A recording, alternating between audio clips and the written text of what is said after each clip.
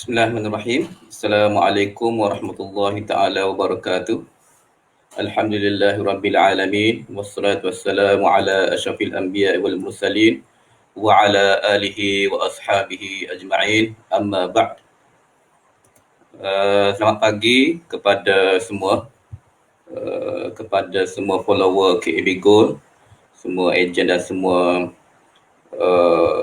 yang mengikuti program kita pada pagi ini. InsyaAllah kita akan bincangkan pada hari yang bertuah ini, pada hari yang mulia, pada bulan yang mulia. Kita akan bincangkan tajuk berkenaan dengan akaun simpanan emas.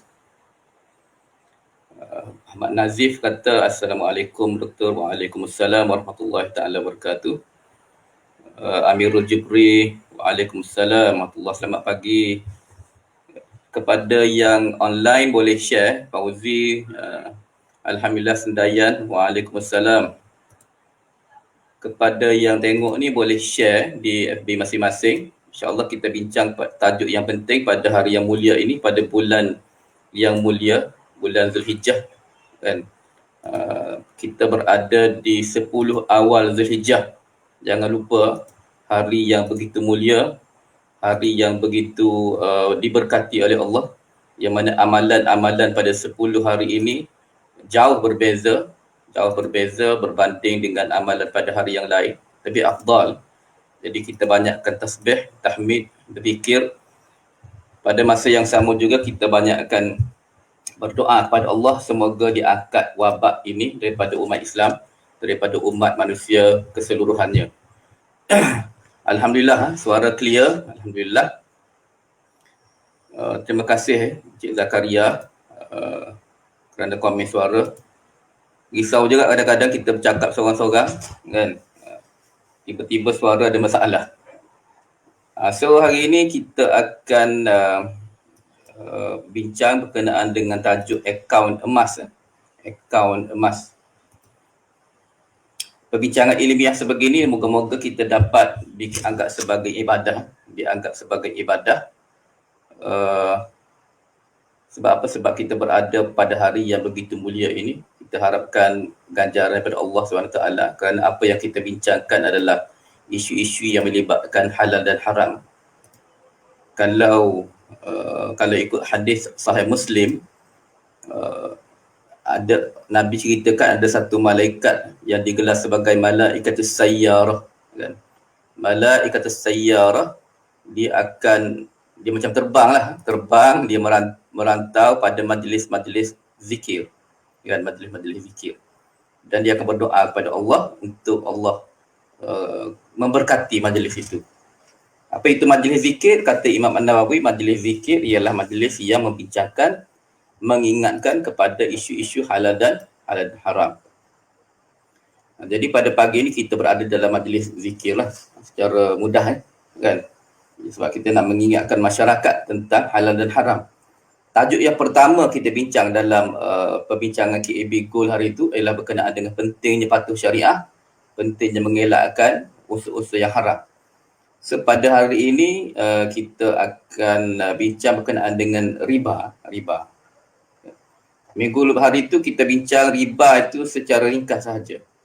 Jadi pada hari ini kita nak bincang riba dengan dengan lebih sedikit terperinci.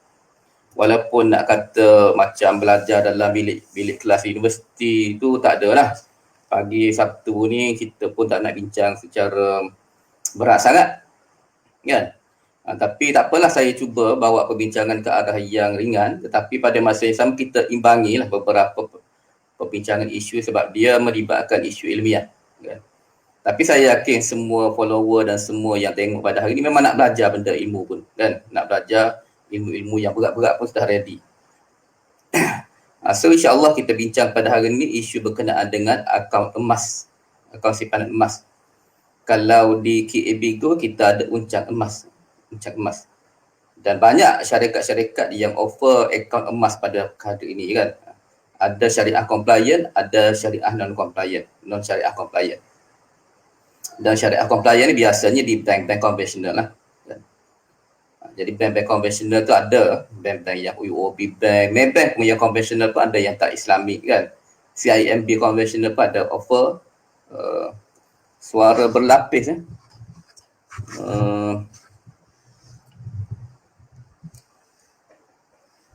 kita tengok kita.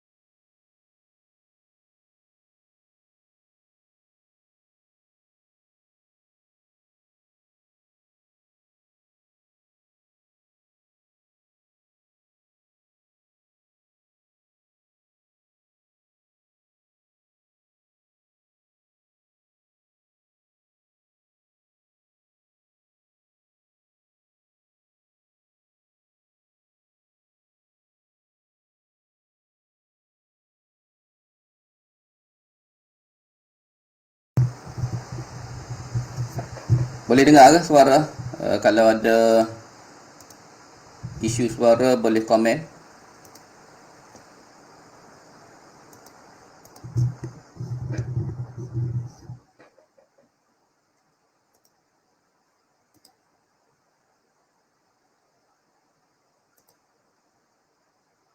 Okey, dengar. Okey, dah clear.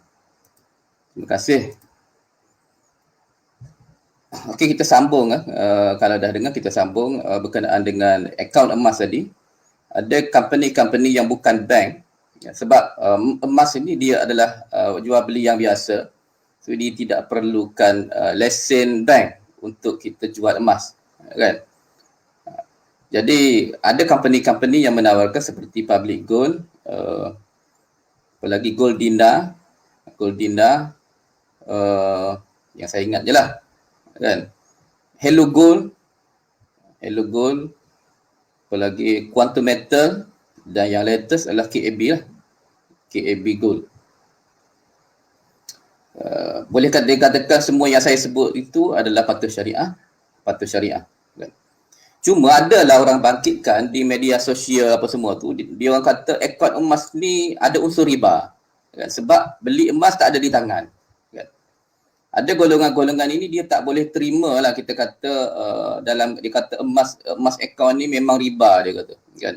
Lepas tu ada pula suara-suara sumbang dia kata senang je nak dapat patuh syariah, bayar saja agamawan dia. Contohnya dia kata. Jadi itu satu statement yang saya rasa statement syok sendirilah. Kan? Pertamanya kita kena berpijak di bumi yang nyata bahawa zaman sekarang ni ialah zaman digital. Kan?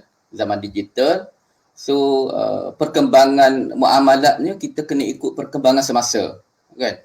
Kita tak boleh statik ikut zaman dulu. Kan? Zaman berkembang, jadi kita pun kena produk-produk kita pun kena berkembang mengikut zaman.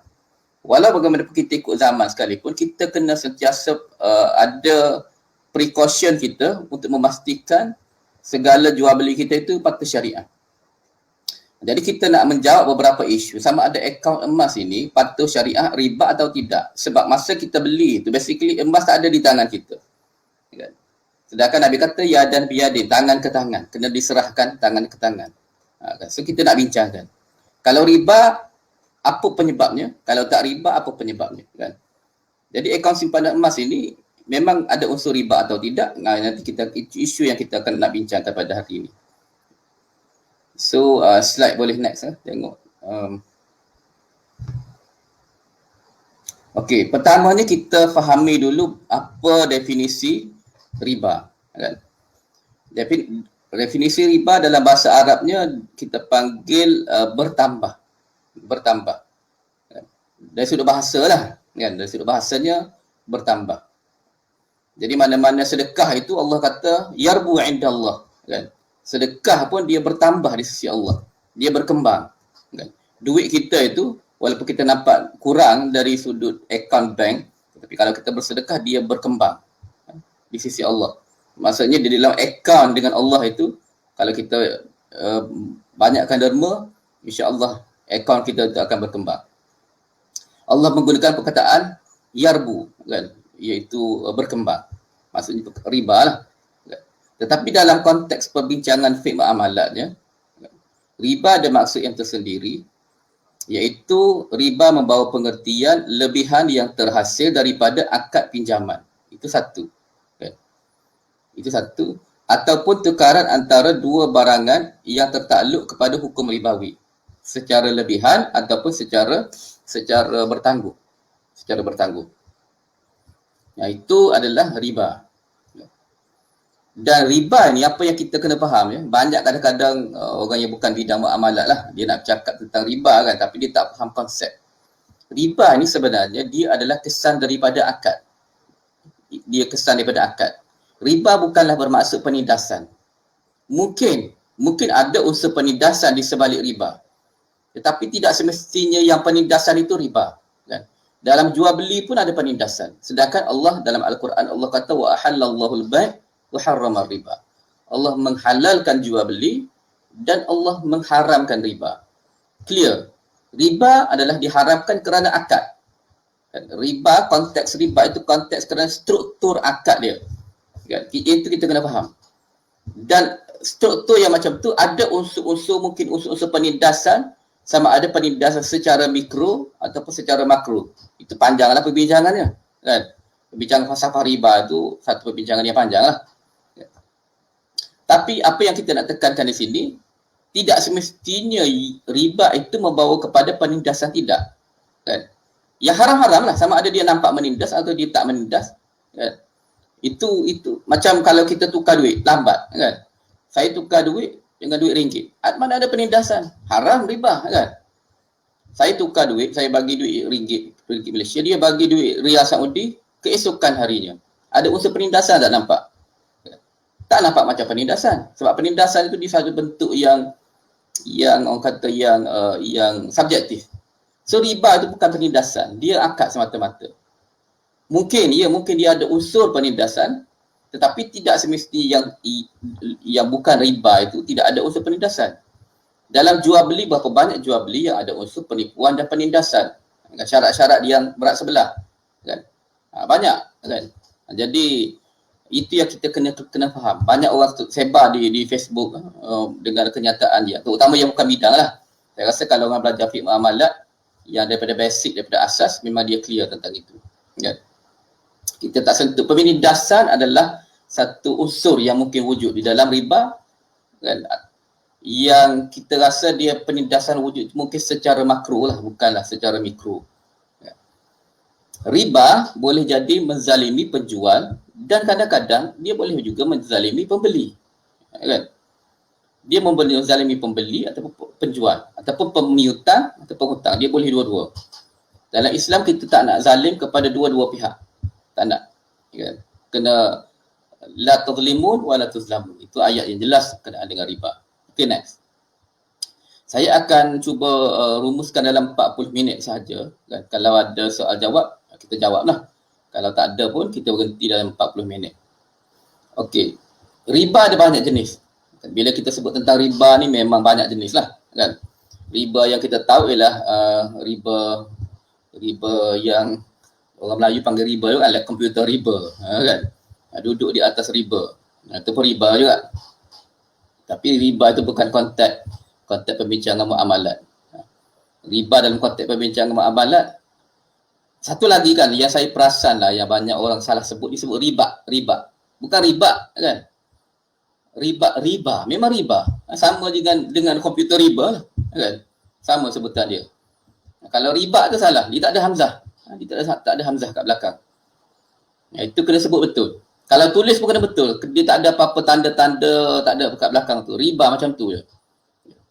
Kalau sebut riba tu, salah, kan? Dia tak tepat. Dalam Quran sebut wa halallahu al-bai' wa harrama riba, kan? Tak ada hamzah kat belakang, kan? So clear. Jangan sebut riba, tak betul. Orang kata terlebih Arab daripada orang Arab lah, kan? Orang Arab tak sebut macam tu. Kita yang kata-kata nak sebut riba, tak. Riba adalah riba. So riba ada 4 jenis yang ini banyaklah jenis dalam kitab-kitab, kan? Dibahagikan macam-macam lah jenis tu, kan? Tapi yang ini kita bagi secara bentuk-bentuk kesimpulan sahajalah, kan. Kalau mungkin orang kata banyak lagi jenis riba ataupun ada nama yang lain, tak apalah. Kan ini sekadar perbincangan. Saya nak just bagi sedikit input saja ataupun penjelasan tentang maksud. Mungkin ada orang jumpa dengan riba al-qard. Riba al-qard. Apa maksud riba al-qard? Riba al-qard ialah riba yang terhasil daripada kontrak pinjaman. Saya dah sebutkan tadi. Riba ni adalah asasnya kerana berlakunya kontrak. Kan? Kontrak itu. So, kalau dia berlaku daripada kontrak pinjaman, maka kita panggil sebagai riba al-qard. Riba al-qard. Kalau nak ikut perbincangan yang detail, yang akademik, banyaklah Ibn Rushd sebut macam-macam, ada 4 jenis riba juga, tapi bukan namanya macam ni kan. Tapi tak apalah. Kita bukan nak bincang secara ilmiah sangat lah. Jadi take note lah. Kemudian riba yang kedua, kalau pernah jumpa, adalah riba jahiliyah. Namanya riba jahiliyah. Riba jahiliyah ini, dia ada pepatah dia orang biasa guna kan. Zidni wa azidka. Itu riba jahiliyah. Orang Arab kata zidni wa azidka. Kan? Pembeli ataupun penghutang kata kepada pemberi hutang, tambahkan aku tempoh, aku akan tambah lagi jumlah bayaran. Contohnya dibuat jual beli ansuran kereta ataupun ansuran rumah. Jadi dia tak mampu bayar pada setahun, dia nak tambah lagi setahun, dia tambah lagi harga kereta tersebut. Dia tambah lagi harga kereta tersebut. Jadi harga kereta tu dia memang dah fix, kemudian dia buat tambahan. Jadi itu kita panggil riba jahiliyah. Ataupun dia lewat bayar pemiutang charge dia. Dia mungkin dalam kontrak itu mungkin kontrak jual beli ataupun mungkin kontrak qard, kan? Riba jahiliyah ini. Mungkin kontrak qard, dia pinjam duit lewat bayar ataupun dia jual beli ansuran. Boleh. Mana-mana pun boleh. Boleh berlaku riba jahiliyah. Maksud riba jahiliyah ini salah satu bentuk dia boleh-boleh dia janji nak bayar dalam masa setahun. Dia tak mampu bayar, dia minta tambah lagi. Jadi itu kita panggil riba jahiliyah. Satu lagi bentuk riba an-nasa'. Riba an-nasa' ini dia berada di dalam konteks riba al-buyung. Nombor satu tu riba qard kan, riba yang terhasil daripada urus niaga pinjaman, bukan hutang, pinjam. Hutang lain, pinjam lain. Kena clear. Pinjam kita bagi pinjam duit, hutang mungkin pinjam, mungkin berlaku jual beli ansuran. Mungkin kita rosakkan barang orang, kena ganti rugi, itu pun hutang. Kan? Mungkin kita buat pre-order. Orang bayar duit kat kita kena deliver the product. Itu pun hutang. Okay. Hutang banyak jenis. Pinjam duit, pinjam emas, pinjam air, pinjam garam, pinjam gula, itu pinjam. Qard namanya dalam bahasa Arab. Riba an-nasa' tidak berlaku di dalam qard, tetapi dia berlaku di dalam al-bai' ataupun riba al-buyu' namanya. Riba dalam jual beli. Yang mana riba an-nasa' ini berlaku akibat daripada kelewatan. An-nasa' itu maksudnya lewat. Kelewatan pertukaran dua barang ribawi. Bukan barang itu yang riba, tak, barang itu ada unsur-unsur riba di dalam ni. Bukan yang ada boleh terjadi riba kan, barang tersebut kalau tak diuruskan dengan baik. Jadi kalau berlaku kelewatan ataupun penangguhan, maka berlakulah riba an-nasi'ah. Dan yang seterusnya riba al-fadl, iaitu tukaran di antara dua barang ribawi tetapi salah satunya berlaku lebih. Kan? Contoh yang nombor 3 tadi tu, contohnya kalau saya beli emas, tak dapat emas. Pada waktu pembelian, duit dah bayar, kan, emas tak dapat lagi. Itu boleh berlaku riba an-nasa'. Adakah akaun emas ini ada mempunyai unsur riba an-nasa'? Mungkin ya, mungkin tak. Lepas ni yang kita tengok, kan? Mungkin ya, mungkin tak. Riba al-fadlu boleh berlaku sekiranya kita bertukar emas dengan emas secara ada lebihan antara satu sama lain. Contohnya, kita tukar emas, contohnya saya ada emas Pam Swiss, nak tukar dengan KAB Gold. Jadi orang tu kata saya nak PEM Swiss 10 gram, KAB Gold 11 gram. Tak boleh. Itu riba. Riba al-fadl. Ditukar kerana ada lebihan di antara tukaran tersebut. Sama ada lebihan itu dalam konteks gram ataupun kalau ikut standard Aufi punya standard syariah standard gold, sekiranya ada lebihan karat ataupun purity juga boleh dianggap sebagai riba al-fadl. Yang ini jarang orang sebut, tapi saya sebut sebab saya setuju dengan pendapat itu. Pendapat yang tidak boleh tukar dua emas yang berat yang sama tetapi purity-nya berbeza. Dia akan membawa kepada riba al-fadl. Itu bukan saya saja sebut, tapi inilah pendapat ulama pada masa dulu, terutama mazhab Syafi'i dan Hambali, begitu juga mazhab Maliki dan Hanafi lah. Hanafi itu ada perbincangan panjang sikit. Okay, next. Next slide. Okay. Kita dah sebut tadi harta ribawi. Apakah itu harta ribawi? Adakah dengan kita memiliki harta tersebut, kita sudah dikenakan riba? Tak. Harta ribawi adalah harta yang ada tertakluk kepada parameter tertentu. Kan? Jika kita tak ikuti parameter itu, maka dia boleh terjadi riba. Kan? Boleh terjadi riba. Jadi apakah harta ribawi tersebut? Harta ribawi tersebut ada 6 yang Nabi sebut. Al-dhahab bil-dhahab, al-fiddah bil-fiddah, al-syair bil-syair, al-bur bil-bur, al-milah bil-milah, al-tamar bil-tamar. Kan? Jadi 6 yang Nabi sebut. Emas, perak, tamar, barli, gandum, garam. Itu 6 perkara yang Nabi sebut. Tetapi ulama kata dia bukan 6 saja, kan? Ulama dia bahagikan 6 barangan yang Nabi sebut ini kepada 2 bentuk. Satu, bentuk mata wang yang terdiri sama ada daripada emas dan perak ataupun wang kertas ataupun apa jua wang digital ke masa akan datang. Dan yang kedua ialah bentuk makanan. Yang makanan ni ada banyak khilaf lah. Mazhab Syafi'i kata makanan asasi, kan? Kalau mazhab Maliki kata makanan yang ditimbang dan disukat dan boleh disimpan. Boleh disimpan, itu mazhab Maliki lah. Kalau makanan yang tak disimpan dan tak boleh disukat, tak boleh timbang, tak termasuk ribawi. Contohnya macam burger, kan? Hotdog, telur, kan? Telur tak termasuk sebab dia tak timbang, kita bilang, kan? Itu tak. Kalau ikut mazhab Hanafi, mazhab Hanafi dia tak kira apa saja asalkan ditimbang dan disukat. Tak kira apa benda pun, bukan makanan pun. Minyak petrol ke, kan? Minyak petrol kita sukat, kan? So itu ribawi juga kalau ikut mazhab Hanafi. Mazhab Syafi'i tak. Kalau mazhab Syafi'i, makanan, terutama makanan asasi lah. Kan? Tetapi kita buat kesimpulan lah, kita ambil pendapat yang kita boleh combine. Dia adalah makanan yang berbentuk asasi dan disimpan dan disukat, dan boleh disimpan. Disimpan. Jadi kalau makanan asasi ini bergantung kepada tempat masing-masing.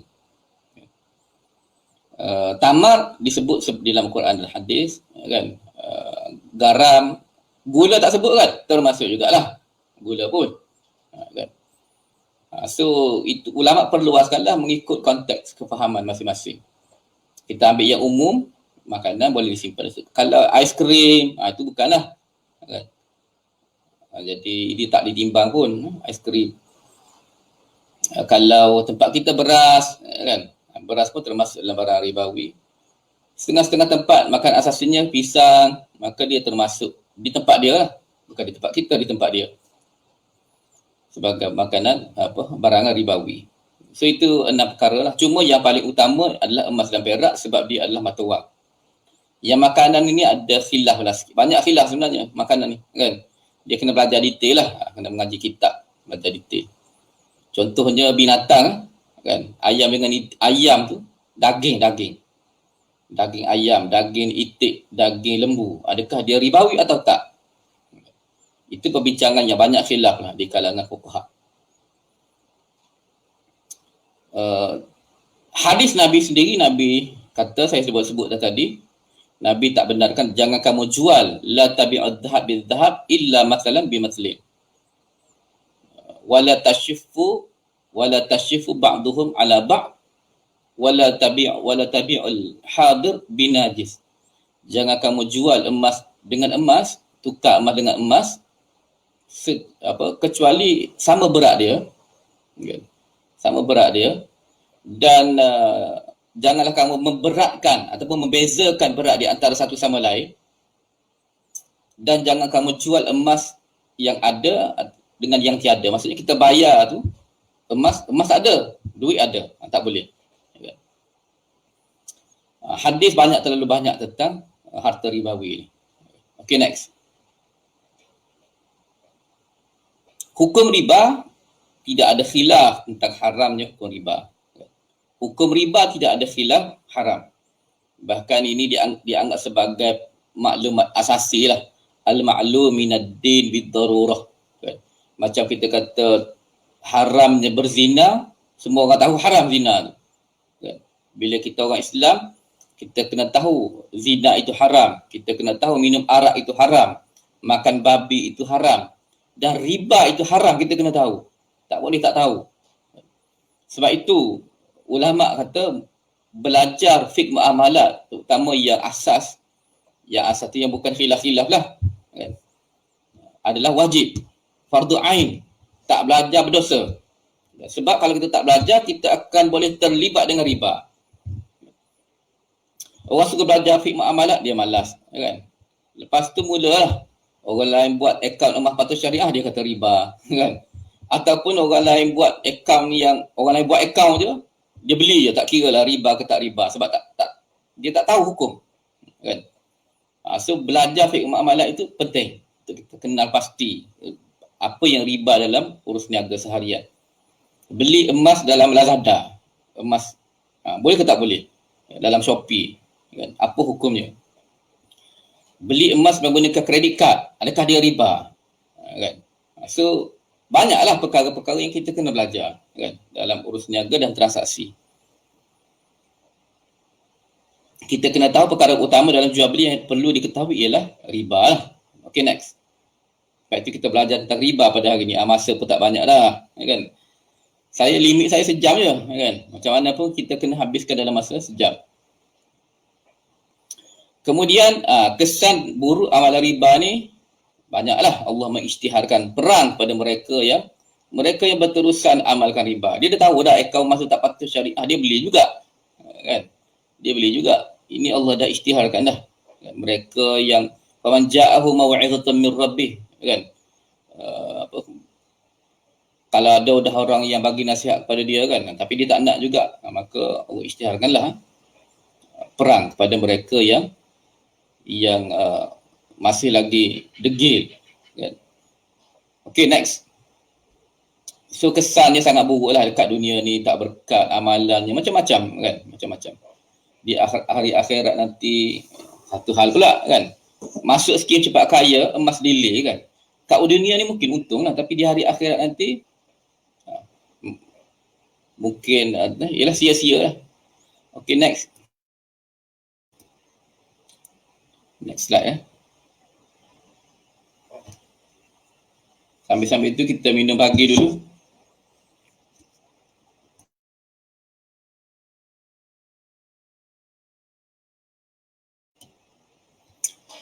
Jadi kesan buruk ni banyak di dunia.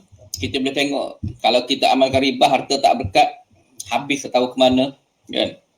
Di hari akhirat pula, dosa riba ni dosa banyak hadis-hadis, dosa seperti berzina dengan ibu sendiri, macam-macam, kan. Macam-macam. Pendek kata, dosa besar ni jangan cuba dekat. Kita cuba elakkan dosa besar, terutama dalam jual beli. Janganlah masuk skim cepat kaya, kan. Beli emas murah. Pernah dengar tak beli emas murah? Banyak orang promosi sekarang ni, kan. Beli emas murah.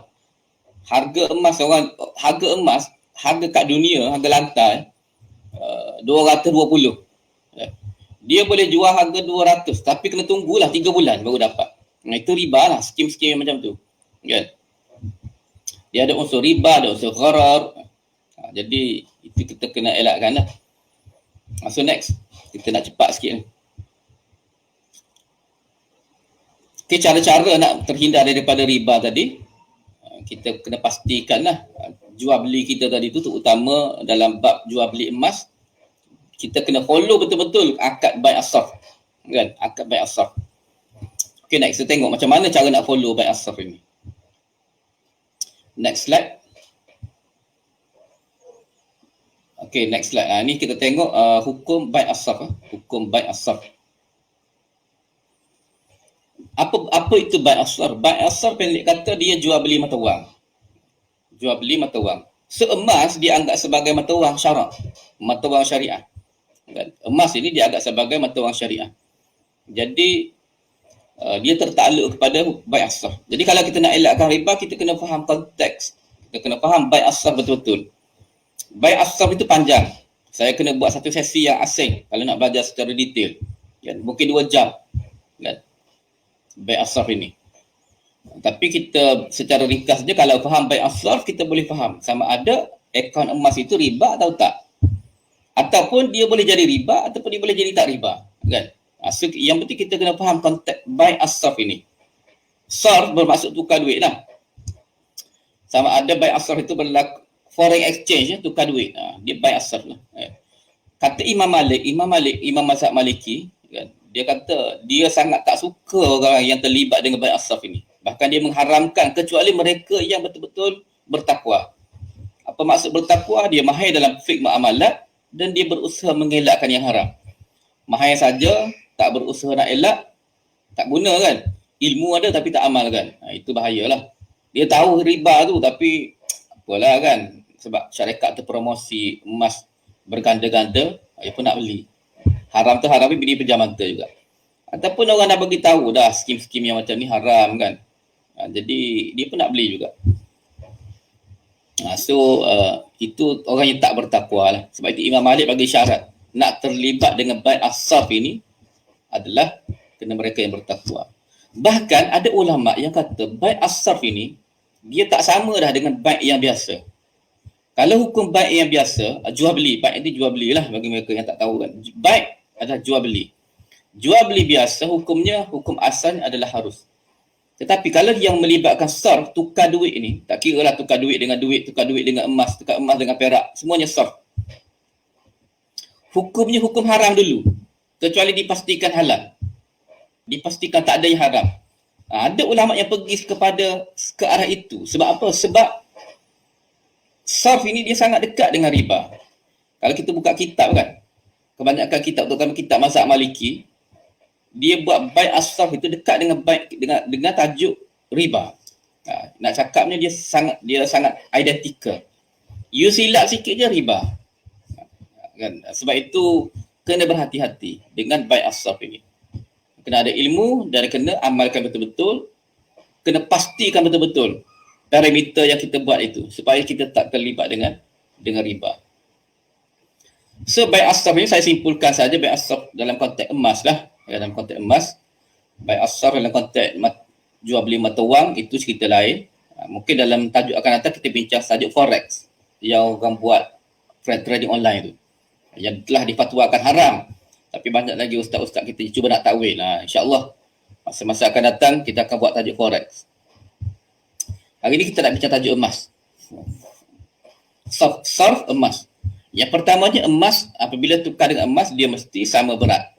Sama berat dan sama karat dia ataupun purity dia, ketulinan dia kena sama. Itu syarat yang diberikan oleh Aufi.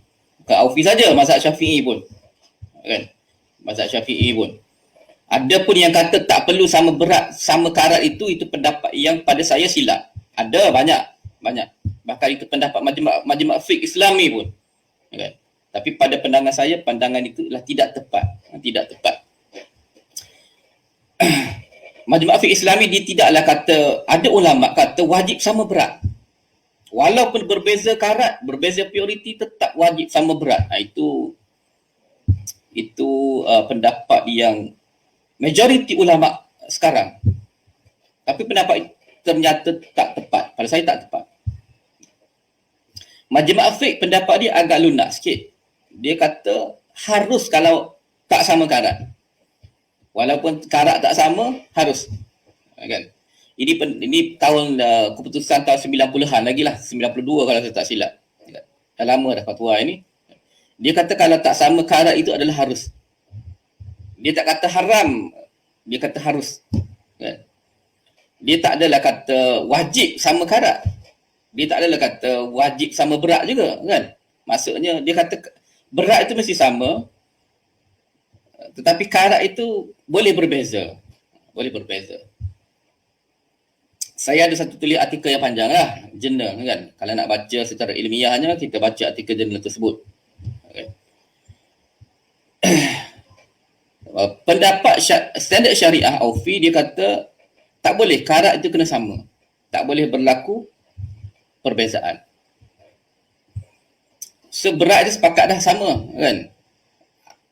Namanya at-tamasul. Ini syarat baik asaf ini. Pertama dia kena at-tamasul. Masalan bimaslin. Kan?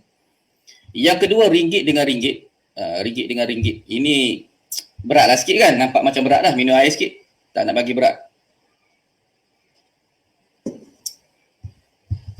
Okey, ringgit dengan ringgit sama nilai lah. Ya, kita tak boleh jual beli ringgit nampak nombor cantik sikit. Letak harga RM5, RM5. Letak harga RM500 kan. Nombor je cantik. Tak boleh. Tak boleh. RM1 lah. RM10, RM10 lah. Tak boleh lebih. Kecuali duit lama lah. Duit lama yang orang tak pakai. Contohnya RM1 yang RM1 shilling tu. Tak ada iktiraf lah oleh bank negara sebagai sah laku. Yang itu boleh kita nak jual RM5 ke RM100 ke. Tak ada masalah. Sebab tak ada value dah dalam masyarakat. Tapi kalau ringgit tu yang masih lagi sah laku, cantik macam mana pun nombor dia, tak boleh. Tak boleh. So dia kena sama nilai. Kita tak panggil sama berat lah kat situ kan. Takkan nak timbang kan. Contohnya RM1 dengan 50 sen. Mana lagi berat? Berat 50 sen kan. Tapi takkanlah kita nak timbang, nak kata kena sama timbangan. Tak logik lah. Sama nilai dia. Ya, sama nilai dia. Walaupun 50 sen lebih berat, tapi nilainya sama. Kemudian dari sudut emas pula, emas 99.100 gram, dia kena sama. Nak tukar juga, kena sama juga dengan 99.100 gram. Kalau emas 916 100 gram, kalau nak tukar, dia kena tukar dengan emas 999 916 gram. 916 gram. Saya rasa boleh faham lah situ kan, konsep tamasul. Emas. Kalau dengar pendapat, kalau terjumpa lah pendapat yang lain yang kata wajib sama karat, wajib sama berat sahaja, tanpa mengira pendapat yang ketulinan itu memang ada. Saya tak nafilah pendapat majoriti. Kalau buka internet, kalau orang biasa yang panggil shopping fatwa kan, shopping fatwa, jumpalah pendapat tu kan. Tapi saya tak setuju lah, saya dah bagi tahu awal, saya tak setuju dengan pendapat itu. Dan pendapat yang kita pakai ialah pendapat syariah standard Aufi. Dan di KAB Gold guna pakai syariah standard Aufi sebagai asas. Jika ada perbezaan nilai ataupun berat di antara emas, maka dia berlaku riba al-fadlu. Kan? Contohnya tak sama karat tadi, riba al-fadlu. Kan? Berat tak sama. Kan? Ini emas Pam Swiss nak tukar dengan KAB Gold. Yang mana satu nak ambil lebih, tak boleh. Kan? Ataupun nak top up duit pun tak boleh. Kan? Emas Pam Swiss, emas KAB Gold, orang yang bagi emas KAB Gold tu kena top up duit sikit. Tak boleh. Kan? Itu pun dipanggil sebagai riba al-fadl. Kan? Bila emas, kena tukar dengan emas sama berat. Tak boleh ada sebarang penambahan. Jadi di sini ada isu. Ada isu tentang premium. Nanti kita tengok lepas ni. Kemudian serahan tukaran itu mestilah segera. Dia panggil taqabud. Kan? Dalam istilahnya taqabud iaitu serahan segera. Apa maksud serahan segera? Masa akad kita buat itu, duit dan emas berlaku pertukaran secara serentak. Tak adalah serentak kan. Dia mungkin lewat sikit bagi duit dulu, emas dapat kemudian. Tapi dia masih lagi dalam satu sesi lah. Kan? Dia masih lagi dalam satu sesi urus niaga. Dia bukan bagi duit, balik minum air dulu, tarik dulu kan. Kena tarik dulu, kena. Lepas tu baru bagi emas. Tak boleh. Tak boleh. Kalau ikut mazhab Maliki sangat tegas, tak boleh. Kalau ikut mazhab Syafi'i boleh lagi. Mazhab Syafi'i dia bagi ruang lah. Contohnya kita pergi kat kedai, kan? Pergi kat kedai, tak cukup duit kan. Emas dia bagi dah. Bolehlah sekejap ambil duit sekejap. Masih lagi ada ruang dianggap sebagai satu majlis. Tetapi dengan syarat dia begitu pantaslah, dia bukan 2 sesi. Bahkan dalam mazhab Syafi'i, Imam Syafi'i bagi pendapat yang agak menarik juga kan. Contohnya kalau kita nak tukar emas dengan emas, dia ada setengah gram, kita ada 1 gram. Ataupun dia ada setengah dinar, saya ada 1 dinar. Macam mana kalau kita nak tukar? Boleh ke tak boleh? Kan? Bukanlah tukar dalam konteks betul-betul bagi. Kita nak beli tapi kita tak ada duit. Kan? Saya nak beli 1 dinar tu tapi saya tak ada duit. Kan? Mungkin setengah dinar lagi tu ada kat rumah. Dia tinggal kat rumah. Saya ada setengah dinar je. Jadi saya bagi kat dia setengah dinar. Dia bagi kat saya 1 dinar. Kan? 1 dinar. Saya pinjam balik dengan dia setengah dinar tadi. Ya kan? Saya bayar dekat dia pula. So pendek-pendek kata dalam satu sesi lagi tu boleh. Itu perbincangan panjang lah kan. Yang itu perbincangan panjang. Yang saya nak cerita ialah satu sesi itu kan, satu sesi dia mungkin satu tempoh yang lama juga, asalkan di satu sesi urus niaga. Kemudian jika barang itu tak sama, emas dengan perak, kita kena pastikan, ataupun emas dengan ringgit. Ringgit itu pun barang ribawi kan. Ringgit itu barang ribawi, dolar pun barang ribawi kan. Dia syaratnya adalah syarat taqabud saja, tak perlu syarat sama berat kan. Taqabud dia itu serentak dalam satu majlis saja. Jika lewat maka namanya riba an-nasa kan, riba an-nasi'ah. Riba an-nasi'ah. Bayar duit dulu, emas dapat 3 bulan kemudian. Itu riba an-nasi'ah. 1 gram dia tak kisah 1 gram kalau kita nak jual 1 gram RM300 ke 1 gram RM400 ke, kalau tak ada unsur penipuan tak kisah. Sebab tu kalau kita tengok dekat Malaysia ni, harga emas tu berbeza di antara penjual-penjual kan. Maybank jual harga lain, KAB jual harga lain kan. Jadi tak ada masalah. Tak ada masalah. Asalkan segera. Dan sama-sama setujulah dengan harga. Tidak ada khiyar. Tidak ada kita panggil cooling off period. Maksudnya beli hari ni boleh fikir lagi. Kalau tak jadi boleh cancel. Tak boleh. Kemudian mesti ditentukan secara ada allocated. Maksudnya penjual dia kena allocate dah emas siap-siap untuk pembeli. Dia tak katalah saya penjual emas. Saya ada emas banyak lah kan. Maka rumah saya pun banyak. Saya pun jual emas saya kat pembeli. Nak berapa gram? Dia kata nak 5 gram. Dia pun bayar. Saya tak allocated pun emas mana kan. Nanti kita lepas bayar tu kita tengoklah emas mana yang nak. Tak boleh. Tak boleh. Dia kena set aside dulu. Ini barang emas yang saya nak jual. Bila you beli emas ini sahaja. Itu kena faham lah. Kalau dia panggil ta'yin. Kalau tak dia akan jadi dia panggil fi dhimmah. Dia akan jadi dalam tanggungan. Dan ini membawa kepada riba nasi'ah juga. Kita tengok lepas ni, masa pun tak ada kan, sempat ke tak sempat habis kan. Kemudian mesti ditentukan secara allocated. Okey, kita tengok ni bentuk serahan emas. Kita dah kata tadi mesti berlaku serahan secara segera. Taqabud, yadan biyadih, kan, serahan segera. Bentuk serahan itu bagaimana? Pertamanya kita kena tengok bentuk serahan secara fizikal. Kita betul-betul dapat, kita pegang dengan tangan. Ni fizikal. Kan? Fizikal ada 2 cara. Satu fizikal kita sendiri yang pegang fizikal, ataupun wakil kita yang pegang fizikal. Itu pun kita panggil serahan secara hakiki, qabat hakiki. Ada orang kata wakil pegang adalah qabat hukmi. Tak, wakil pegang adalah qabat hakiki. Sebab wakil itu dia pegang sendiri emas kita. Saya ada kawan saya dekat Gombak, nak ambil emas nak beli emas secara outright purchase dengan KAB Gold. Saya bagi duit dekat dia, ataupun saya bagi transfer direct kepada akaun KAB Gold. Kawan saya tu berada dekat kedai dah, dia ambil secara fizikal terus. Itu pun kita panggil sebagai serahan hakiki. Sebab dia pegang fizikal. Ataupun serah terima serahan secara konstruktif ataupun secara hukum. secara hukum. Perkataan tidak tu silap lah dalam slide tu kan. Secara hukum. Maksudnya dari sudut hukum, dari sudut undang-undang, sudut legalnya, berlaku tukaran. Berlaku serahan. Saya transfer duit dekat KAB Gold nak beli. KAB Gold tak pegang pun duit ringgit saya tu kan. Dia just tengok nombor je masuk. Nombor tu kita panggil qabat hakiki lah. Qabat hukmi lah. Kan? Nombor tu nombor dalam bank. Kan? Dan bila KAB Gold transfer kepada dalam akaun saya. Ni qabat hukmi kita panggil. Qabat hukmi. Maksudnya ada bukti berlaku pertukaran hak milik. Pertukaran hak milik. Saya pun ada right kepada emas tersebut. Saya boleh jual. Saya boleh beli, saya boleh jual, saya pun menanggung risiko harga jatuh, saya jual dengan harga yang murah, kan? So itu kita panggil qabat hukmi. Qabat hukmi ditentukan oleh kebiasaan masyarakat. Kan? Jadi pemilik itu baru ada kuasa penuh lah terhadap emas. Okay, next.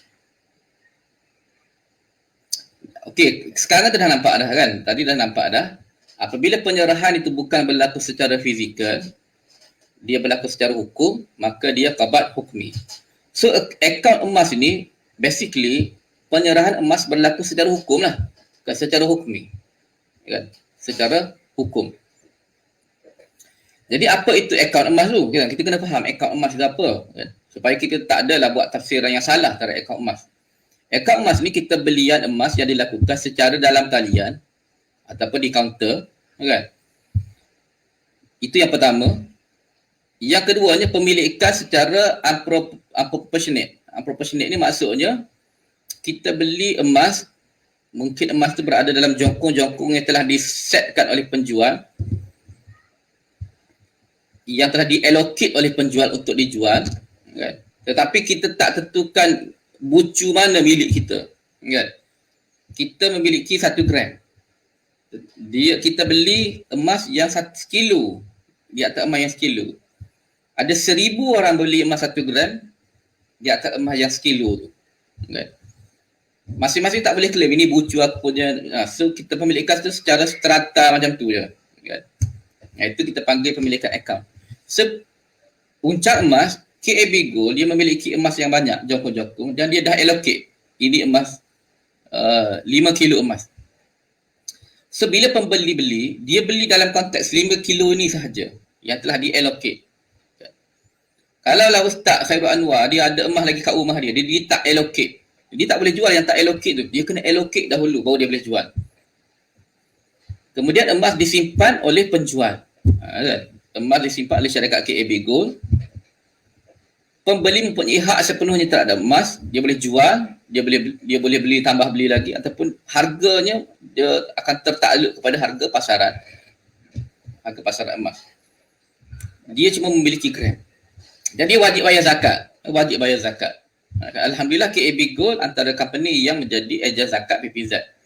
So lepas ni cukup 85 gram ada dalam akaun, cukup setahun, KAB Gold boleh offer untuk bayar zakat kepada PPZ. Pembelian tertakluk kepada syarat-syarat kepada milkiyah al-musyak, pemilikan bersama. Saya dah katakan tadi, bila kita beli secara akaun itu, kita bukan beli emas yang kecil-kecil tu. Kita beli emas yang jongkong yang sekilo-sekilo. So, bila kita memiliki itu, kita memiliki secara bersama emas yang telah di-allocate. Jadi, bila kita memiliki emas secara bersama ni, kita tak boleh buat cara kita sendiri dah. Kan? Kita ada syarat-syarat pemilikan bersama. Kan? Macam kita memiliki taman, kita hidup dalam satu taman. Kita tak boleh hidup dengan cara kita. Kita kena ikut peraturan taman. Kan? Kita hidup tempat mana-mana pun kita ada peraturan dia. Peraturan hidup bersama. Ini pun peraturan, kita panggil peraturan pemilikan bersama. Contohlah kan, kita memiliki setengah gram je daripada emas kilo. Kita kata aku nak fizikal juga, aku nak potong yang setengah gram. Tak boleh lah. Kan?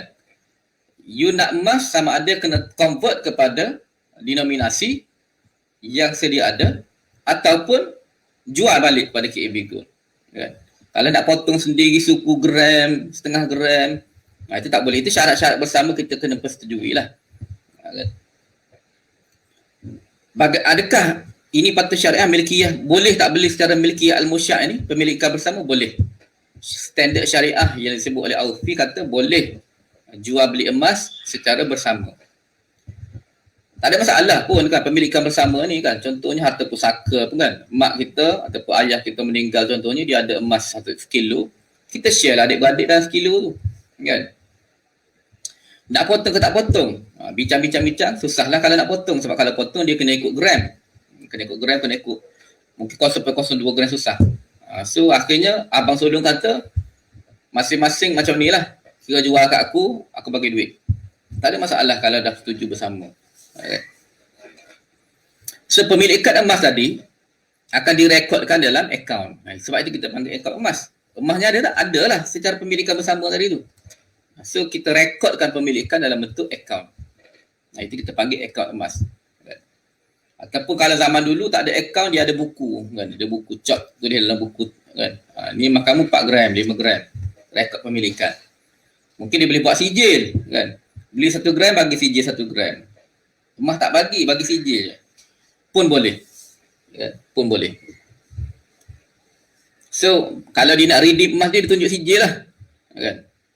Bila dia nak redeem, dia pergi, emas saya ada.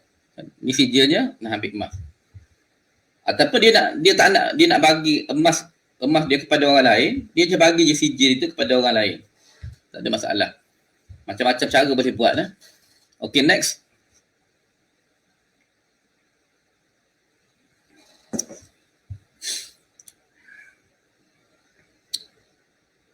Macam mana? Dah habis ke? Rasanya ada lagi slide. Okay. Ini fatwa emas dalam akaun ni. Ada tak ada fatwa tentang keharusan jual beli emas dalam akaun? Tak ada. Sepanjang pengamatan saya tidak ada fatwa. Kalau ada pun parameter JAKIM. Parameter pelaburan emas JAKIM. Itu pun belum complete lah. Pertamanya parameter pelaburan emas JAKIM tu dia bukanlah fatwa. Dia cuma parameter yang telah diluluskan oleh Muzakarah Fatwa Kebangsaan. Dia bukanlah fatwa rasmi lah. Lagi satu, dia ada lagi banyak, dia tidaklah spesifik sangat kan, kepada akaun emas. Dia tak spesifik pada akaun emas. Dia lebih cenderung kepada nak buat parameter untuk pelaburan emas. Tapi dia bagi maksud dengan kata lain adalah secara sikit-sikit tu. CP-CP tu ada. Negeri-negeri belum ada fatwa negeri tentang keharusan beli emas dalam akaun.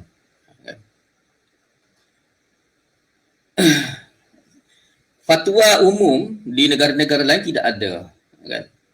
Sekitar 1970-an, ni boleh tengok buku ni, contoh buku yang saya bincang ni. Buku ni berkenaan dengan duit kertas. Kan? Dalam buku itu ada perbincangannya. Dia kata berkenaan dengan wang kertas. Wang kertas ni ada evolusi dia kan. Wang kertas yang pertama, masa pun dah nak habis dah ni kan. Saya cepatkan lah, saya cepatkan sikit.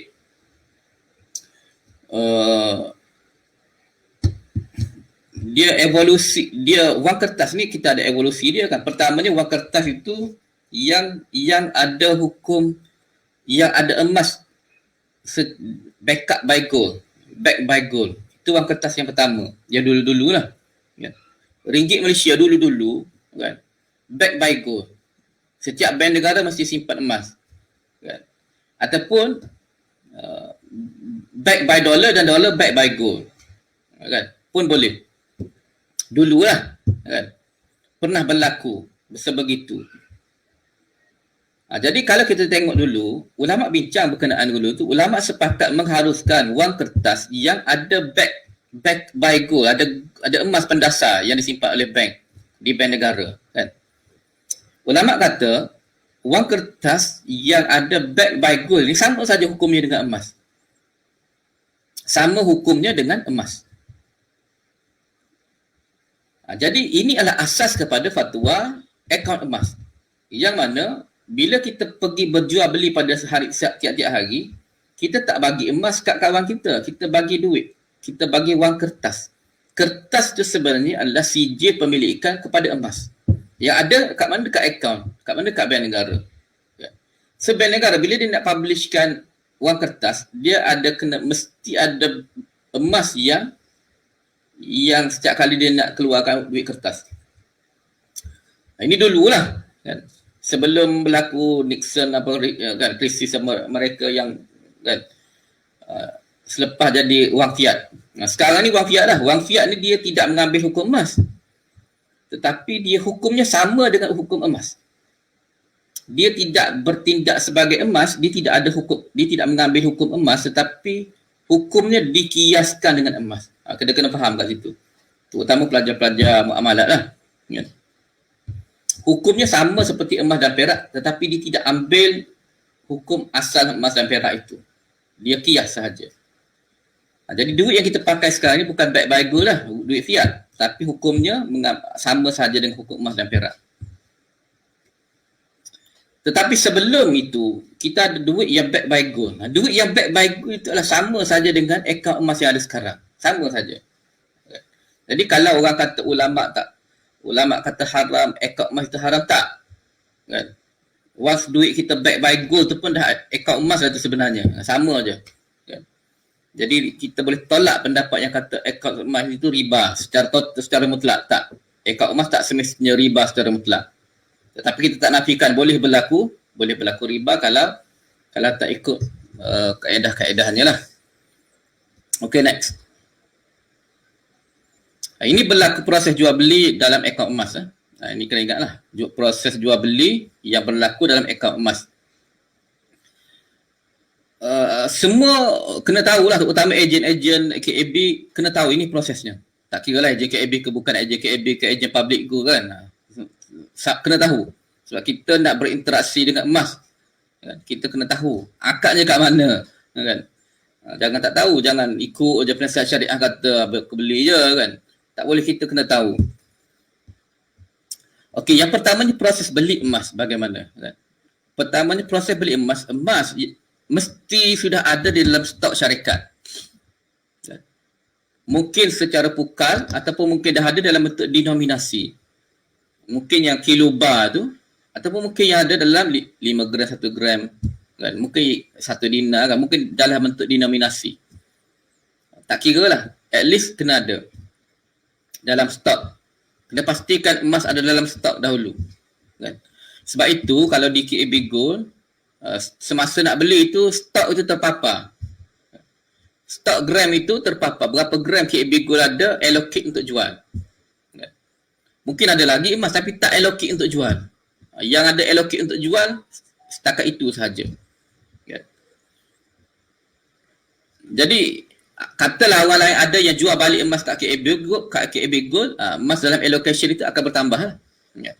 So KAB Gold akan bawa satu bentuk yang sangat telus yang mana pembeli boleh tahu berapakah limit yang dia boleh beli kan? Ataupun pelanggan-pelanggan lain boleh beli. Stok itu mungkin ditambah daripada masa ke semasa. Tapi mesti ada emas yang sudah diallocate. Bukan saja ada stok emas tapi sudah diallocate. Sudah diallocate. Ditentukan untuk dijual. Pembeli kemudian dia transfer. Kan? Dia serah wang. Dia transfer. Maka berlakulah qabat duit. Qabat emas berlaku tak? Dalam sesi yang sama juga syarikat akan rekodkan transaksi dan mengkreditkan gram emas ke dalam akaun pembeli, akaun peserta, kan? Akaun pelanggan. So berlaku serahan secara langsung, kan? Dan pembeli mewakilkan pembeli mewakilkan pihak penjual untuk menyimpan emas tersebut. Dan akad jual beli selesai. Itu satu sesi urus niaga. Emas dia dah dikreditkan dalam akaun dia dan secara umumnya dia sudah berhak untuk ambil fizikal ke, nak bayar zakat ke, kan? Dia sudah berhak dah kan? Sebab dia sudah memiliki emas tersebut. Proses jual balik bagaimana? Kan? Proses jual balik pertamanya pelanggan dia akan request untuk jual. Sebenarnya dia jual lah kan? Nampak macam dia jual dalam. So dia akan nampak emas dia kurang dalam akaun dia. Tetapi sebenarnya proses jual beli itu belum selesai. Dia masih lagi dianggap sebagai request sahaja. Sebab apa? Sebab syarikat memerlukan masa untuk cek biodata akaun, kan, betul ke tak betul akaun pelanggan, kan. Kadang-kadang dia masukkan tapi silap, kan. Kadang-kadang dia bank berbeza. Dia tak sama dengan bank. Kalau KAB Gold ni dia company biasa, dia bukan bank. Kalau bank tu senang, kan. Nak jual, terus jual je. Sebab apa? Sebab pembeli tu sendiri memiliki akaun dengan bank itu. So tak ada halangan untuk bank transfer duit secara on the spot. Dia tidak ada halangan, tidak ada alasan untuk melewatkan bayaran. Tetapi dengan public gold ini ataupun company-company yang biasa yang bukan bank ini, dia memerlukan masa sikit untuk transfer wang. So sebab itu kita anggap once pelanggan jual itu dalam akaun itu, dia bukanlah akad masih lagi tak berlaku pun. Dia cuma request to sell. Request to sell sahaja. Untuk emas dia. Akad tak berlaku lagi secara teorinya. Jadi secara teorinya pembeli tu selagi mana duit tak ditransfer dalam akaun dia, dia boleh call KAB Gold ke. Contohnya dia kata saya tak jadi jual. Boleh. Boleh. Sebab akad tak berlaku lagi, dia boleh call, dia boleh revoke balik dia punya sell dia. Selagi mana duit belum transfer. Okey, pada setiap hari staff akan cek ada jualan tak, kan. Pasal satu masa dan dia akan cek akaun betul ke tak betul, kan. So dia pun transfer lah duit, kan. Masa staff KAB Gold itu transfer duit, itulah baru berlaku akad. Bila berlaku akad? Akad berlaku apabila syarikat mula membayar transfer akaun ke dalam akaun pembeli. Dan emas tersebut telah disah terima oleh syarikat. Ketika itulah ketika dia bayar. Ketika dia bayar, akad berlaku dan emas tersebut barulah masuk secara hakiki ke dalam akaun KAB Gold. So secara teorinya pembeli kalau dia sell tu selagi tak dapat duit, dia boleh minta baliklah, call secepat mungkin. Jadi itu secara teorinya boleh buat lagi. Sebab kita tak nak berlaku lag di antara jual beli. Okay, next. Ini tadi dah selesai lah. Akad dah berlaku secara serentak. Ya dan biadin, takabut. Tidak ada isu riba nasiah di situ. Emas sudah dimiliki, kita berhak serahan berlaku secara hukmi. Ya.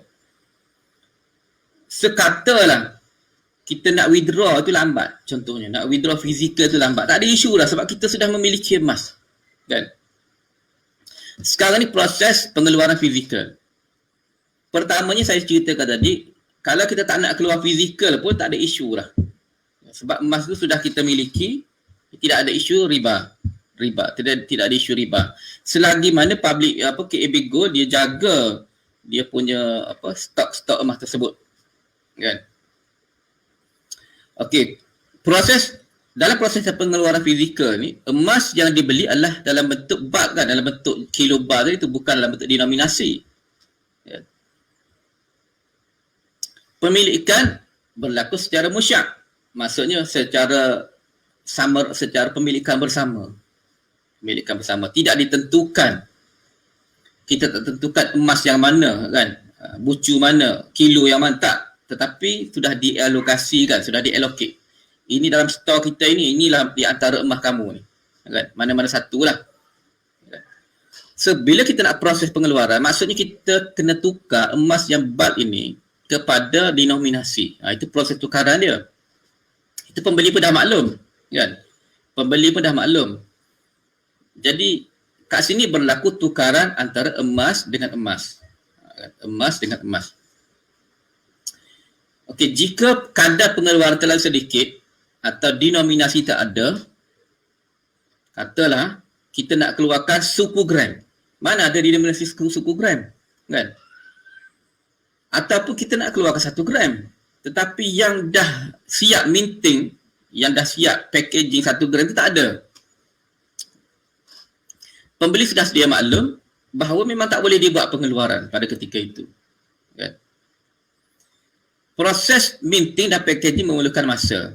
Jadi syarikat biasanya disarankan untuk menetapkan tempoh. So kalau KAB Gold maksimum 30 hari. Maksimum 30 hari, kan. Kita letakkan syarat Sebenarnya syarat hari itu pun tidak jadi riba pun kalau lewat kan. Kalau lewat lebih daripada 30 hari pun tak jadi riba kan. Tapi supaya proses pengeluaran pertukaran itu jelas, maka tidak ada, kita nak syaratkan supaya ada tempoh lah kan. Sebenarnya kalau dia lebih daripada sebulan pun tak berlaku riba dah, sebab kita memang dah miliki emas tersebut kan. Even kalau tak ada langsung pun kan, kita jual je lah balik pada public gold atau KAB Gold, jual balik pada syarikat kan, sebab kita sudah memiliki emas. Sebab kita kena terima hakikat, sekiranya tidak ada denominasi, memang kita kena jual lah kan. Kita tak boleh potong, kecuali kalau kita beli sekilo. Kita beli sekilo memang dah ada kilo bar, jadi dia kena serahkan lah kilo bar kan. Tapi syarikat, untuk menjamin syarikat itu syarikat yang berreputasi yang baik, dia kena ada timeline 30 hari maksimum kan. Dia kena pastikan dia boleh serahkan yang dinominasi itu dalam masa 30 hari. Cuma dia perlukan kos. Dia kena minting baru, dia kena ambil job dengan apa? Dengan KLS saya lagi kan. Kena test, macam-macam lah prosesnya kan. So itu memerlukan masa dan memerlukan kos. Dan kos itu sepatutnya ditanggung oleh pembeli. Dan itulah yang kita namakan sebagai premium. Kan? Itulah sebagai premium itu. Kos nak ubah tu. So premium itu melibatkan banyak kos lah. Kan? Dia bukan kos minting saja, packaging saja. Setiap kali minting dia kena masukkan nombor siri, lepas tu SAE kena test, kena ambil secara rambang, kena pilih-pilih betul ke tak betul 1 gram, betul ke tak betul 5 gram kan. Betul ke tak betul purity dia, ketulinan dia 999 itu kan. Itu semua itu kos, dan kos itu kena dibayar lah oleh pembeli kan. So, biasanya KAB Gold letakkan RM10 kan. Dan KAB Gold ataupun mana-mana syarikat dia tak boleh ambil untung di atas kos tersebut. Untung yang tak munasabah, maksudnya tidak ada justifikasi kan. Kita nak tukar daripada kita 1 gram kepada 1 gram yang lain, pembeli kena bayar kos kan. Dan kos itu sebenarnya dia tak boleh ambil lebih daripada kos.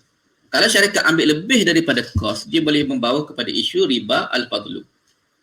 Saya tak kata ambil lebih daripada kos terus riba al-fadlu, tak kan. Ambil lebih daripada kos itu boleh membawa kepada isu, boleh trigger isu riba al-fadlu. Kita kena banyak check, kena banyak semakan lagi lah justifikasi kenapa syarikat ambil lebih daripada kos. Basically setakat ini kalau di KAB Gold lah, kosnya KAB Gold tak charge lebih daripada kos, bahkan sebenarnya kurang daripada kos. Maksudnya charge premium tu sebenarnya adalah KAB serap sebahagian kosnya. Sebab KAB dah untung masa jual emas awal tu kan, so dia bolehlah serap kos premium tadi tu. So kena hati-hatilah mana-mana company bila kalau nak buat premium, ataupun mana-mana penasihat syariah bank kan, yang company dia buat bank-bank dia buat emas, kena berhati-hati apabila bank nak charge premium. Jangan ada lebihan. Sebarang lebihan boleh membawa kepada riba al-fadlu. Okay, next. Masa dah lebih banyak ni. Next. Okay. Kita buat kesimpulan. Akaun emas tidak akan ada riba jika pertamanya stok emas sentiasa dipastikan wujud sebelum ia dijual kepada pembeli dan telah dialokasikan untuk dijual.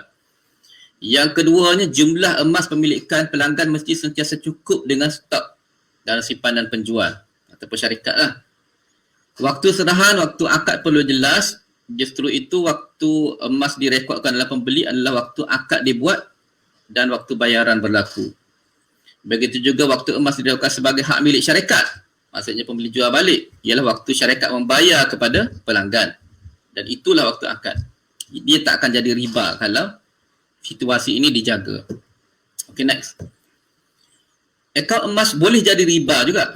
Kita buat kesimpulan, akaun emas dia boleh jadi riba sekiranya emas dibayar oleh pelanggan tidak wujud semasa jualan. Stok tak ada tapi kita jual je kan. Stok tak ada. Okey, bila pembeli stok dah lebih dah, pembeli beli, barulah kita order. Barulah kita lock. Ataupun syarikat lock dengan penjual, dengan kilang, tetapi dia tak bayar lagi dengan kilang. Dia tak bayar lagi, dia dah update dalam sistem, pembeli boleh beli. Itu riba. Itu riba. Di KAB Gold tak akan berlaku macam tu. Kalau KAB Gold lock dengan supplier, dia mesti bayar dulu, dapat invoice dulu, emas berlaku dalam pemilikan dia, dia dah boleh allocate untuk jual. Kemudian jumlah emas mesti lebih sedikit berbanding dengan jumlah belian pelanggan. Mesti sentiasa ada lebih sikit jumlah itu. Kan? Ataupun ngam-ngam lah. Boleh berlaku ngam-ngam kan. Maksudnya stok ada 5 kilo, hak pembeli semua 5 kilo. Boleh berlaku ngam-ngam. Kalau boleh, kita kata ni akaun dia akan jadi riba sekiranya emas yang dibeli oleh pelanggan itu lebih. Ataupun stok dia ada kurang. Kan? Stok dia ada tu kurang. Pembeli ada 5 kilo, dia ada 4 kilo je. Dia bukan berlaku riba. Emas yang dibeli oleh pelanggan tidak diallocate secara khusus. Dia adalah emas dekat cawangan C, cawangan A, cawangan B. Dia tak ada, tapi dia tak allocate. Yang mana dia nak jual? Dia just jual, dia tak boleh. Dia boleh berlaku riba an-nasi'ah. Bukan riba alfa tu, riba an-nasi'ah. Tidak jelas bentuk serahan pun boleh membawa kepada unsur riba. Dia tak jelas serahan itu berlaku bila. Akad berlaku bila, tak jelas. So kena hati-hatilah. Ada company-company yang buat ejen-ejen juga. Tapi akad di mana, emas kat mana, dia tak clear. So kena hati-hatilah. Emas tidak direkodkan hak milik sewaktu akad berlaku. Orang dah bayar dah, tapi rekod tak berlaku rekod. Dia boleh membawa kepada riba. Kecuali kalau berlaku silap sistem itu mungkin dimaafkan. Silap, dia bukan sengaja kesilapan. Emas tidak direkodkan hak milik dan tidak jelas waktu akad berlaku. Syarikat mengambil cas lebihan tanpa sebab yang munasabah. Dia ambil untung tanpa justifikasi yang konkret semasa tukar kepada emas denominasi. Okay. Dia untung banyak kat situ, tak ada justifikasi pun. Okay. Katalah gambar tu gambar memang ada value dia. Ada yang kena buat kos lebih mahal kan. Jadi dia ada lah, tak ada masalah. Tapi kalau tak ada justifikasi, kalau duit premium tidak ambil mahal, maka dia boleh berlaku riba al-fadl. So ini kena hati-hati. Semasa nak charge premium tu, kena hati-hati. Berlaku jualan secara ansuran. Bayar dulu dapat kemudian, ataupun dapat emas dulu bayar kemudian. Pun berlaku riba. Kecuali kena strukturkan dengan lebih yang baik lah.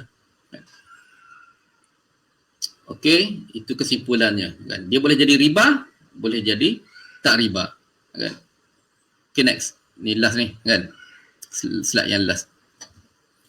Okey, akaun emas dan urus takbir syariah. Akaun emas memerlukan urus takbir syariah. Apa maksud urus takbir syariah?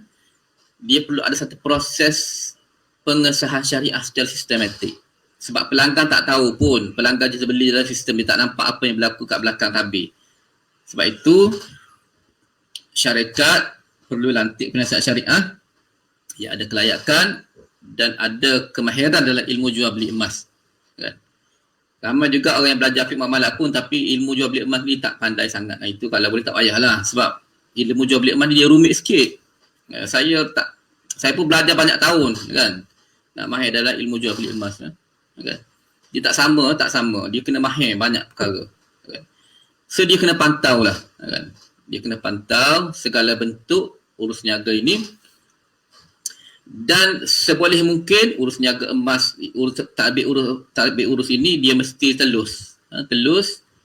So syarikat dia kena sediakan product disclosure sheet-nya kan, ketelusan dalam akadnya, berapa hari boleh withdraw. So kena telus.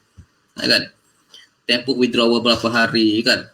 Tempoh maksimum selepas request kita nak jual kepada syarikat, tempoh maksimum syarikat bayar duit balik kepada pelanggan, itu kena telus. Kan? So sebaiknya sistem sebaik mungkin, sebab kalau bolehnya sistem pengurusan stok, maknanya IT system itu pun mestilah dinilai oleh penasihat syariah supaya tidak berlaku glitch, tidak berlaku error, tidak berlaku kesilapan. Kita nak elakkan kesilapan seboleh mungkin. Contohnya masa nak update stok. Tukang update, pekerja, staf yang update stok itu mesti confirm dulu emas sudah dimiliki di dalam stok dia. Dia tak boleh suka-suka update je, kan? So kena berhati-hatilah. Itu part yang paling penting, part yang paling kritikal. Masa dia nak update stok untuk jualan itu, kat situ part yang paling kritikal. Dia kena pastikan betul-betul emas itu sudah ada, sudah dimiliki oleh KAB Gold. Sebab kat situlah dia nak allocate. Dia nak allocate emas. So kalau tersilap je kat situ boleh membawa kepada riba. Sebab itu perlu ada penasihat syariah, perlu ada kawalan, dan perlu ada staf. Dan seboleh mungkin kena ada audit daripada auditor lah. Supaya kita tahu bahawa pemilikan pelanggan itu sentiasa sama dengan stok emas yang ada. Okeylah. Saya rasa setakat itu saja berkenaan dengan akaun emas pada hari ini. Mungkin nak buka soal jawab ke?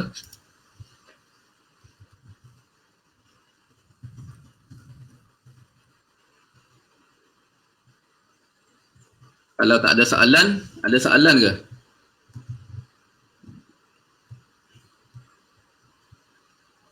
Kalau ada soalan saya jawablah sedikit sebanyak.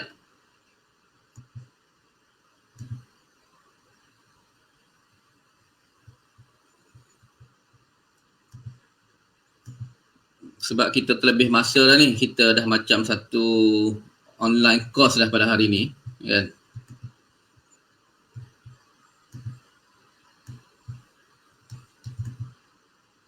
Okey, ni ada persoalan ni. Bagaimana syarat emas yang kita simpan tetapi tidak boleh dikeluarkan semua gram yang dimiliki oleh pemilik emas?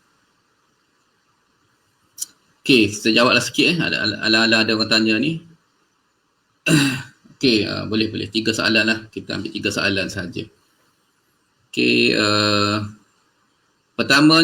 soalan pertama ni bagaimana daripada Puan Suraya, kan? Syarat yang diletakkan mungkin oleh syarikat lah. Kita tidak boleh keluarkan semua gram yang dimiliki oleh penyimpan emas. Sebenarnya syarat ini saya pun tak pastilah. Kalau di KAB Gold boleh withdraw semua, bukan boleh di withdraw semua. Tapi syarat ini pun bukanlah bermaksud kita tak boleh keluarkan itu, kita tak boleh keluarkan langsung. Boleh, kan? Cuma kalau kita nak tutup akaun baru kita boleh keluar. Ini mana-mana bank pun buat syarat macam tu, kan? Square Finance House pun ada, kan? Maksudnya kita kena maintain dalam akaun kita ada gram emas sebab kita nak maintain akaun. Itu tidak ada masalah, tidak ada isu syariah di situ. Sebab apa? Sebab adakah kita tak boleh ambil emas tersebut? Boleh. Kita tutuplah akaun, kan? Kita tutuplah akaun. Jadi sebenarnya boleh, boleh. Tidak ada masalah dengan syarat itulah, kan? Cuma yang jadi masalah kalau kata kita nak tutup akaun pun kita tak boleh ambil emas. Itu memang ada masalah, kan? Yang kalau sekadar dia kata nak maintain akaun itu tidak ada masalah dengan syarat. Okey, ada soalan yang lain?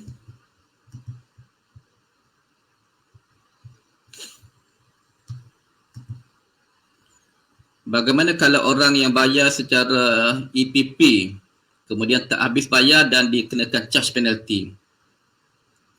Ini untuk EPP ni adalah beberapa pandangan yang saya agak reserve sikit lah untuk EPP ni. Dari sudut syariahnya mungkin tidak ada beberapa isu sangat, kan? Cuma dari sudut saya risau dari sudut undang-undang lah. Saya risau dari sudut undang-undang, kan?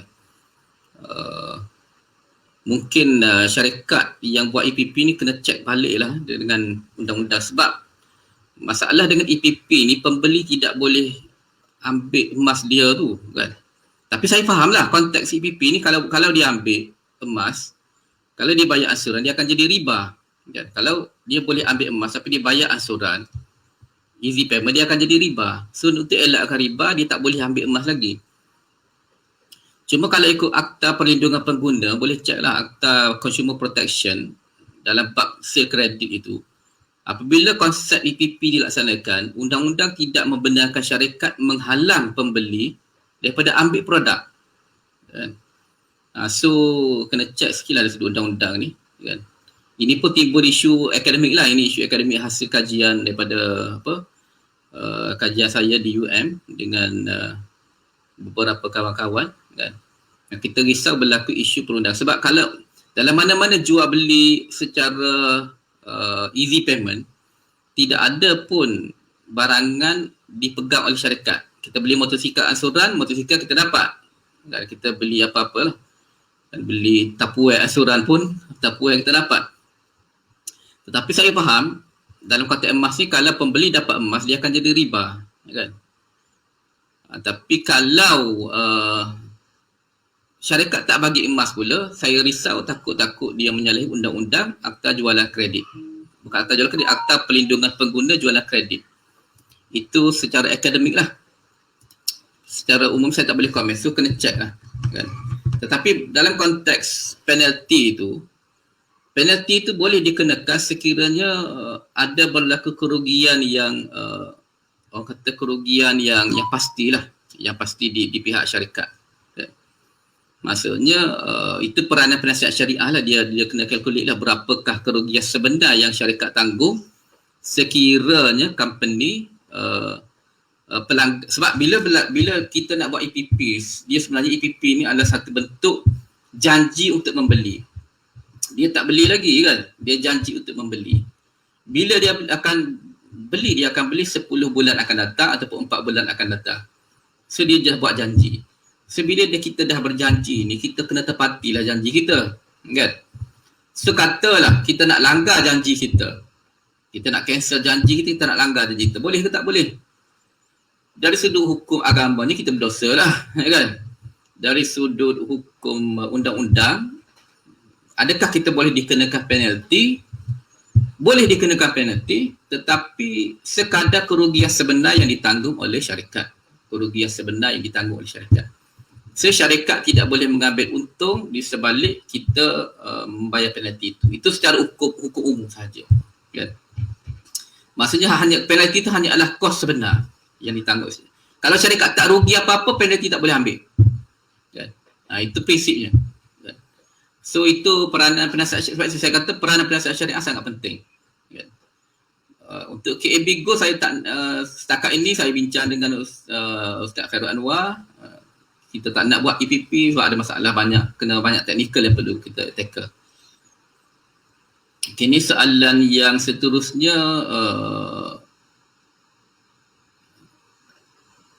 adakah perlu pemantauan syariah walaupun platform tersebut sekadar jual emas sahaja? Kalau platform itu sekadar jual emas sahaja,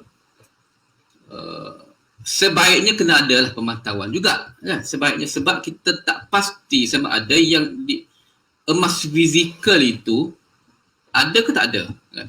Tapi kalau dia ada emas fizikal, dia tak perlu pemantauan tetapi dia perlu ilmu kan? Macam kita nak beli emas di platform Shopee contohnya, platform Lazada kan? Ada banyak syarikat jual emas kan? Habib jual kan, Public Gold pun ada jual di Shopee kan. Banyak syarikat individu pun ada jual emas, di syarikat Pohkong ada jual di platform Shopee, Lazada kan. Apa lagi? Banyaklah saya nampak kan. So itu kita kena ada ilmu lah kan, untuk kita membeli. Sama ada dia jadi harus ataupun jadi haram itu kita bincang lain kali lah kan, kita bincang lain kali. Tapi kalau sekadar nak jual emas yang sudah ready stock, untuk nak kata perlu penasihat syariah tu saya rasa tidaklah perlu sangat pun.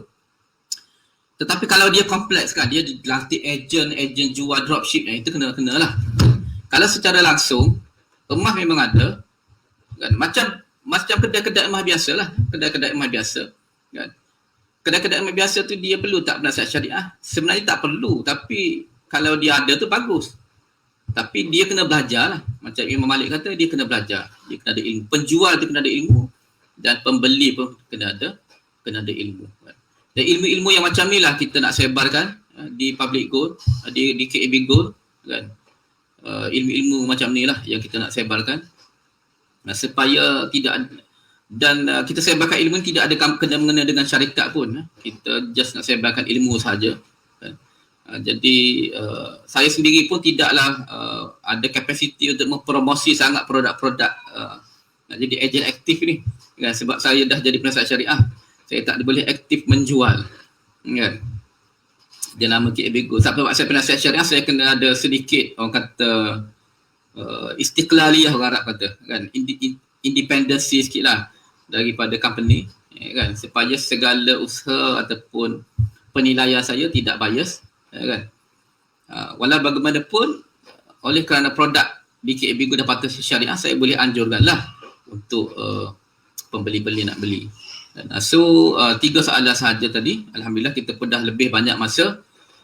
Saya rasa setakat itulah saja untuk pada hari ini.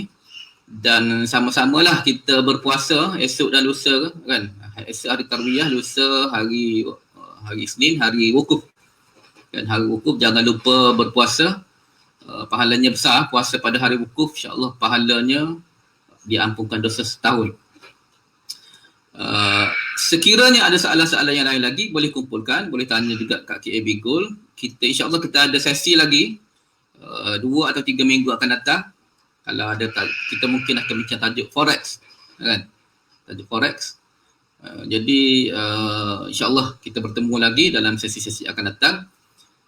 Segala yang baik itu adalah datang daripada Allah, yang buruk itu adalah daripada diri saya sendiri. Segala silap salah boleh tegur, tidak ada masalah. Kalau saya sebut tersilap ke tadi ke, ada rasa tak tepat ke, boleh tegur dan boleh di page saya pun, page Muamalat.my, boleh rujuk kat situ ya kan. Banyak saya sharing isu-isu emas. Dan aku qauli hadza, astaghfirullahalazim. Assalamualaikum warahmatullahi wabarakatuh.